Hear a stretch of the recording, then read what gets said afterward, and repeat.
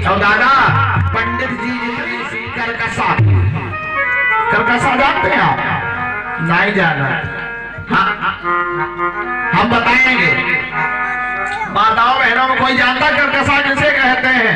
मुझे पंडित जी सुना तो है लेकिन जानते नहीं है। अच्छा, जो जानते हैं अच्छी बात है, और जो नहीं जानते हैं वो आज जान लें। कथा में आए हो तो उसको ज्ञान लेकर के जाओ। करकसा माताओं के लक्षण क्या होते हैं, करकसा किसे कहते हैं, और इसलिए ये बात बताएंगे। आज भीड़ कम है, हाँ समझ गए इन लोगों ने कि हाँ, इसलिए आज बता देंगे, कल नहीं बताएंगे फिर।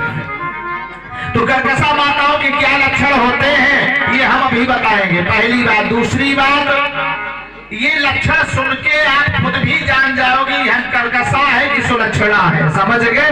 खुद हम जान जाओ, हाँ ये ऐसा मंत्र है। और यदि कोई सामने है या बहू है या सास है या पड़ोस में है तो वो भी आप लोग जान लेंगे कि करकसा किसे कहते हैं। क्या लक्षण है स्वामी जी ने बताया है?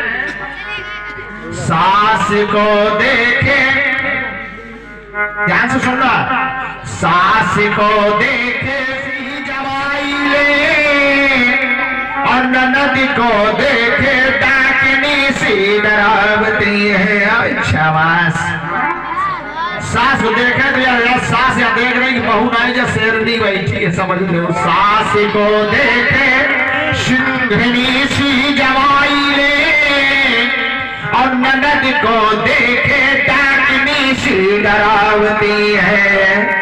देवरी को देखो नागिन सी फुसकारे बैठ, देव राजा जैसे नागिन सी फुसकारे।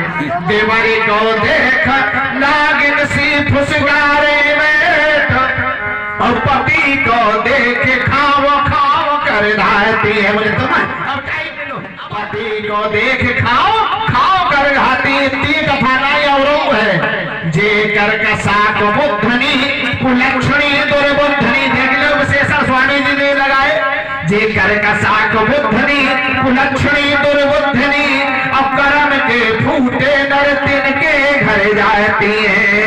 कर्म के फूटे नर तिनके घर जाती है। परिचित चिंता नहीं करना, आप घर आए जाए जिनके कर्म फूटे हैं, हमारे संघाती जिनके घर आए जाए। बोले भगवान की आपकी तो गृहिणी कितनी जो है चारों तरफ कोहराम मच जाता है। बाबा जी ने मर्डर कर दिया, एक नहीं तुम तो ही मर्डर कर दे। अब जो है चारों तरफ जो कोहराम हो जाता है, चारों तरफ से लोग इकट्ठे होने लगे। बोले बाबा जी तुम्हें ऐसा नहीं करना चाहिए था, बताओ तुम्हारा इन्होंने क्या बिगाड़ा है। लेकिन साधुनी है।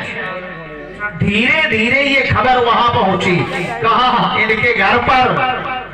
जब ये खबर वहां पहुंची कि बाबा जी के आश्रम पर पता नहीं क्या हुआ, दो लोगों ने लड्डू खाए और वो समाप्त हो गए कि माता जी भी देखने के लिए पहुंची तो क्या देख रही है कि हमारे ही पति और पुत्र यहाँ पर मरे हुए पड़े हैं। तो जोर से बोली बाबा जी एक बात बताओ, हमारे पति और पुत्र ने तुम्हारा क्या बिगाड़ा था। जो ही आवाज आई साधु ने सामने नजर डाली, अरे ये तुम्हारे पति और पुत्र हैं? बोले हाँ। बोले तो फिर तो हमारा कोई दोष नहीं है, तो हमारा कोई दोष नहीं। सुनो गांव वालों, सुनो नगर वालों, हमें ये नहीं पता था कि ये पति और पुत्र इन माता जी के हैं। हम सुबह भिक्षा लेने के लिए गए हैं, इन्हीं माता जी ने हमें ये 2 लड्डू दिए और वही 2 लड्डू हमने इन बाप और बेटा को दिया है। इसमें बताओ हमारा क्या हुआ, हमारा क्या दोष है। लोगों ने कहा माता जी फिर बाबा जी का क्या दोष है। माता जी के पास कोई जवाब नहीं था।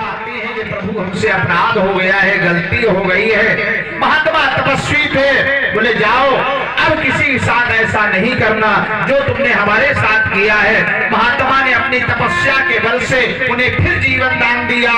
और इसीलिए हमने क्या कहा था कि गले गले रसना गोहरावे,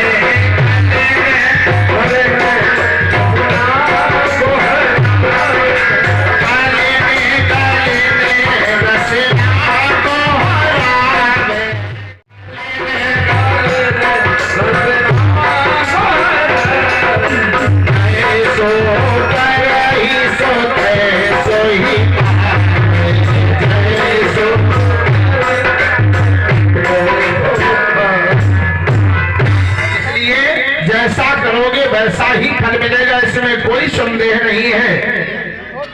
कुमार उचाओ चारों महात्मा एक इतिहास सुनाते हैं, बोले सुनो भैया। एक भागवत में कथा आती है, क्या कथा आती है?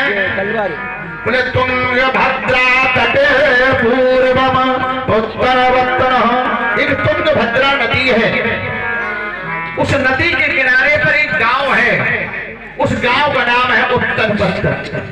हाँ, और उस गांव में एक पंडित जी रहते हैं, इनके बारे में सुना रहे पंडित जी, जजमान पंडित जी कथा कह रहे ना, भागवत में कथा आई है कि उस गांव में पंडित जी रहते हैं, उस गांव का नाम उत्तरवत्तन है।